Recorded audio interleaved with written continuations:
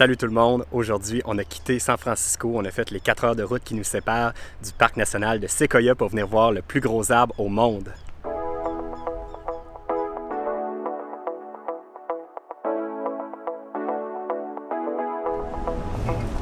Ça commence déjà très bien. C'est très beau. La route est extrêmement sinueuse. Ça ressemble, vu de loin, c'est la Tunnel Rock. J'allais commencer mon petit blabla, mais finalement, on arrive déjà à un des points d'intérêt qui s'appelle la Tunnel Rock. C'est une genre de roche vraiment particulière qu'on peut aller marcher en dessous. Ça fait comme un genre de tunnel, mais c'est vraiment bizarre. Ben, allons-y. Alrighty then. Righty then. Alrighty then. Alrighty then. Alrighty then. Bon, C'est ben, Ventura? il dit ça, Ace Ventura. Oui. Je savais pas. Faut que je te le montre. Alrighty then. Alrighty. Alrighty then. Mais ça sonne comme la bidaine. Ils sont immenses les montagnes, hein? Mais ce n'est pas l'Alaska.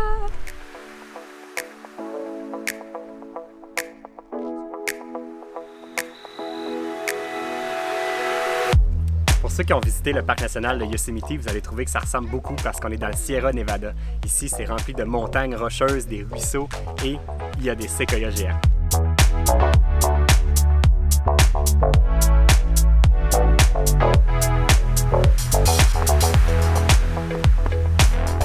J'ai mis mes redoutables sandales de randonnée.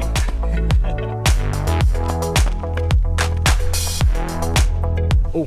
Un petit deer! On a l'habitude de camper directement dans le parc quand on visite des parcs nationaux, mais cette fois-ci, on a fait exception parce qu'il y avait une ville qui s'appelle Three Rivers, à ne pas confondre avec Trois-Rivières à Québec, qui offre un camping avec tous les services, qui est pas trop cher et qui est vraiment situé juste à l'entrée du parc. Et il y a du réseau cellulaire, chose qu'il n'y a pas dans le parc. Et puis nous, ben, c'est la semaine, on travaille, donc on n'a pas le choix d'en avoir. Et parlant de travail, on a décidé pour la famille Prêt pour la route d'ajouter des options. Donc maintenant, il y aura, à partir d'aujourd'hui, il y aura une option à 2$ qui vous donnera accès à tous les épisodes en avance. Et puis vous allez faire aussi partie de la famille Prêt pour la route. Il y aura maintenant aussi une option à 6$ par mois qui vous donnera accès aux épisodes à l'avance et aux épisodes exclusifs. Et l'option à 12$ qui reste disponible, qui donne accès à tout ça, plus les Facebook Live Prêt pour la route. Donc, dans lesquels on va répondre à toutes les questions par rapport à notre mode de vie et des questions personnelles ou peu importe. Donc, si ça vous intéresse de joindre la famille, je vous mets le lien dans la description de la vidéo. J'ai pas trop pensé à mon affaire en me mettant comme passager aujourd'hui parce que j'ai laissé conduire Val pour filmer des trucs, mais ça me donne tellement mal au cœur une route comme ça. Moi, j'ai vraiment le mal des transports, puis la route est hyper méga sinueuse. C'est une des pires qu'on a faites de notre vie. Puis je conduis très bien, là. Ah, c'est pas de ta faute, c'est juste moi. C'est ça le genre de fou Half Dome? Ça ressemble vraiment à Yosemite. Même pas besoin d'y aller. À notre camping, il fait actuellement 26 degrés et plus on monte, plus il fait froid. Comme là, on est rendu à 22 degrés. On a même la preuve que plus haut, il fait encore plus froid. Il y a de la neige dans les montagnes. Quand je vous expliquais que la route était sinueuse, regardez bien ça. Quand on roule dans le parc, on roule pendant à peu près 45 minutes sans voir aucun séquoia, puis en étant vraiment juste en essayant de grimper la montagne avec la voiture.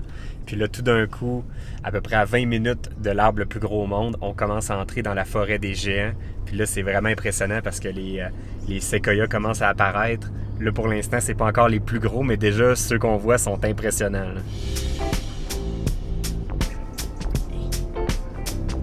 Et pas lui!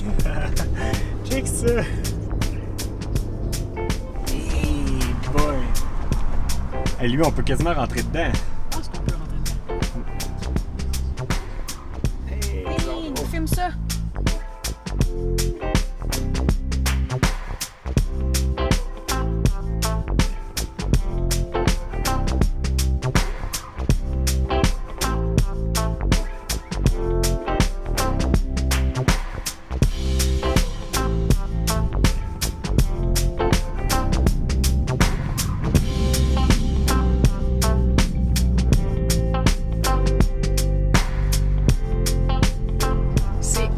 Impressionnant. Puis en plus, là, tantôt je parlais de température, mais là il fait actuellement 12 degrés, donc ça l'a descendu assez vite. C'est spécial, mais on dirait comme qu'on est dans un genre de conte de fées. On dirait que c'est comme pas possible qu'ils soient aussi gros que ça, les arbres. Ouais, ben. Il fait 11 degrés ici, là. On a même vu de la neige.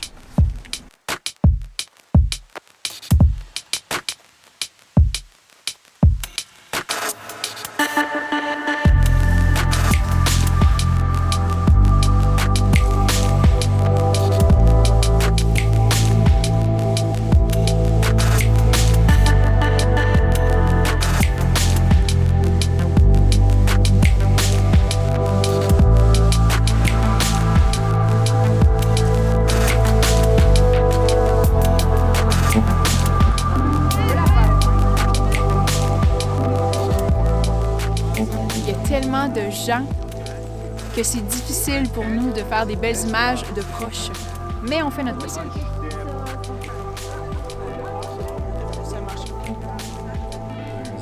Juste pour vous donner une idée, le diamètre du Général Sherman est de 36,5 pieds ou 11 mètres. C'est plus large que notre ancienne maison qu'on a vendue à Québec.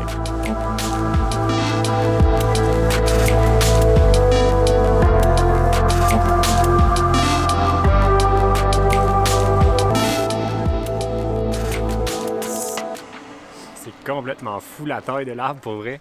Tu sais, le tronc, il rapetisse pas, même en montant, il reste genre giga large. Là, genre. Ouais. C'est un vrai tronc, là. En passant, c'est pas l'arbre le plus haut au monde, mais c'est l'arbre le plus gros en termes de masse. Circonférence. Non, circonférence fois la hauteur, donc en termes de masse. OK. C'est pas juste la hauteur ni le tronc, mais c'est le combo des deux qui fait qu'il est le plus gros au monde. Mais vraiment de loin, tu sais, même dans la forêt ici, les autres, ils avaient l'air gigantesques quand on marchait, mais là, lui est vraiment une coche au-dessus, là. C'est drôle parce que c'est le genre de truc qu'on avait skippé dans notre premier voyage parce qu'on se disait, tu sais, on a vu des gros arbres quand on a fait la forêt de Redwoods, mais puis on s'est comme dit, bah, juste faire toute cette route-là pour juste aller voir un arbre. Mais tu sais, dans ce voyage-ci, on a comme plus de temps, puis de prendre le temps de venir voir ces affaires-là, en vrai, c'est pas comme de regarder une photo ou une image. On dirait c'est dur à croire qu'il y a ça. Mais c'est parce qu'on peut se comparer en temps réel, tu sais. Ouais, c'est ça, tu sais. On vous le montre en vidéo, mais tu sais, pour vous, vous vous dites, ouais, ils sont gros les arbres, mais quand t'es là en personne, c'est vraiment... C'est comme de le vivre autrement, là. C'est dur à croire que la nature a comme créé des affaires aussi grosses que ça. C'est cool parce qu'on voit il y a comme des spots de brûlure justement dessus. Parce que ça fait partie du processus de reproduction des séquoias, les feux de forêt. Ça vient brûler tout ce qu'il y a au sol, fait que ça leur permet d'avoir plus de place pour prendre l'expansion. Puis ça fait partie de leur reproduction, les feux de forêt. C'est naturel, puis c'est bon pour eux autres. C'est bon.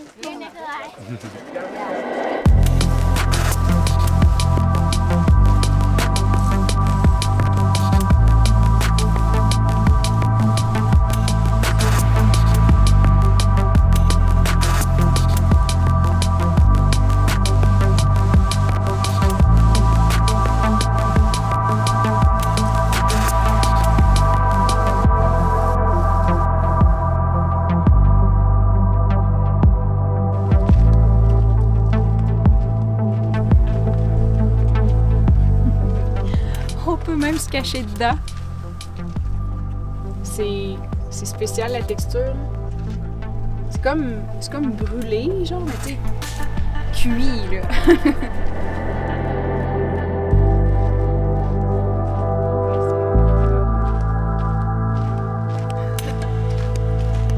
C'est pas la meilleure température pour moi parce que en bas, j'étais habillée en été, mais je suis toujours habillée en été, rendue en haut.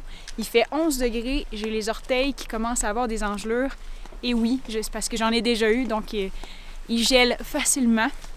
J'ai le nez qui coule, c'est presque l'hiver pour moi. Ah ben là, ça va être un bon test pour savoir si on est en forme. Parce qu'on est à 7000 pieds d'altitude, puis là, il faut tout remonter la côte au complet.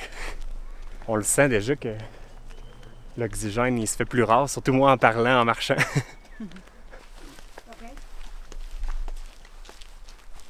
J'ai l'air de rien là, présentement, là, mais je marche sur l'autologue. L'autologue, c'est un méga arbre qui est tombé en 1917. Et puis, avant, on pouvait monter dessus avec notre voiture. Mais là, il a l'air d'être assez vieux puis très peu sécuritaire. Ça fait que là, maintenant, c'est plus possible. Mais on peut quand même marcher dessus, chose que je suis en train de faire présentement. C'est vraiment immense. On dirait que je suis comme sur un trottoir, mais c'est un arbre. Tu marches sur un arbre, Val. Cool, hein? C'est l'autologue. Wow. T'as l'air minuscule comparé à l'arbre.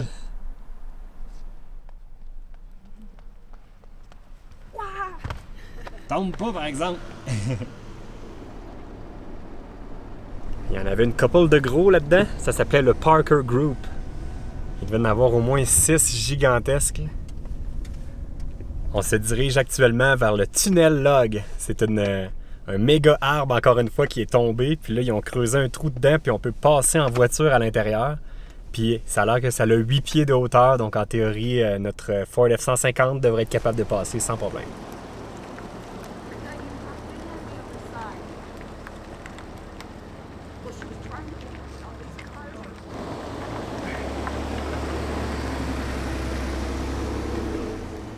C'est tellement drôle pour vrai de passer là-dedans.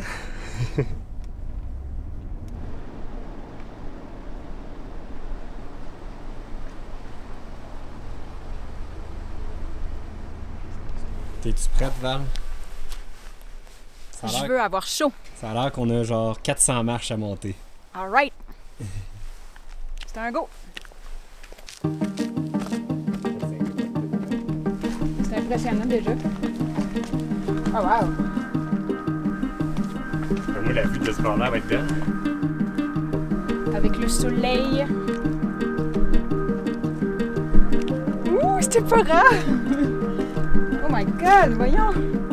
C'est moi. T'es en selfie mode.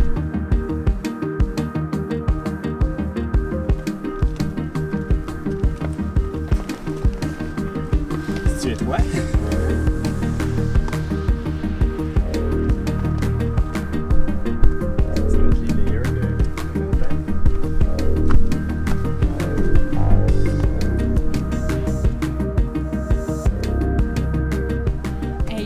Vraiment pas avoir le vertige là. De 1 c'était 3, de 2 c'est à pic. Puis en montant tout le temps. C'est épeurant. Oh my god, faut pas regarder à droite hein. Oh. Oh. À droite, c'est ça. Ça me donne à l'air.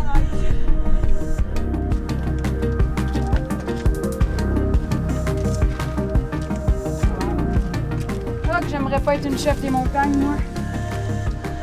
C'est drôle parce que c'est là que je reconnais Val dans son élément. C'est le genre de choses qu'elle préfère.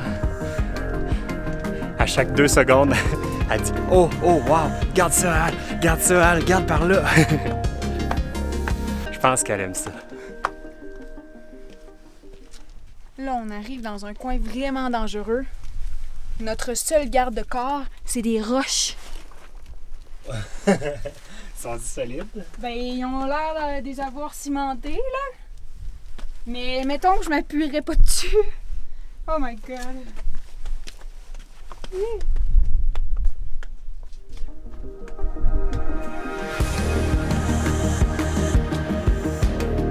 Sincèrement, les gens qui ont le vertige, ne venez pas ici. Regardez notre vidéo à place. Oh, Je pense boy. qu'on va avoir le vertige juste à regarder la vidéo. Oh, boy. C'est-tu la fin?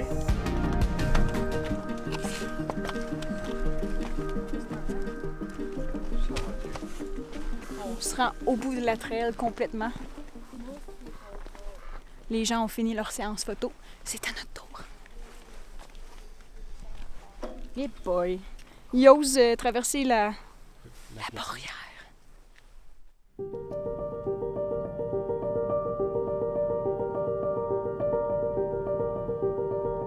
Après 400 marches, on est au sommet.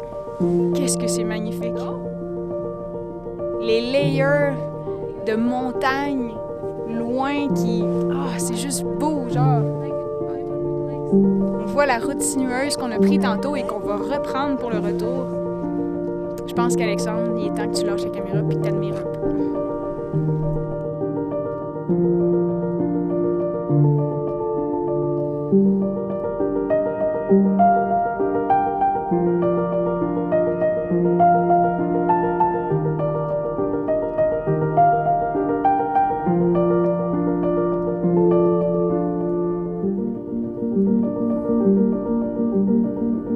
C'est ici que notre belle journée se termine. D'autres aventures nous attendent. On se dit à la prochaine.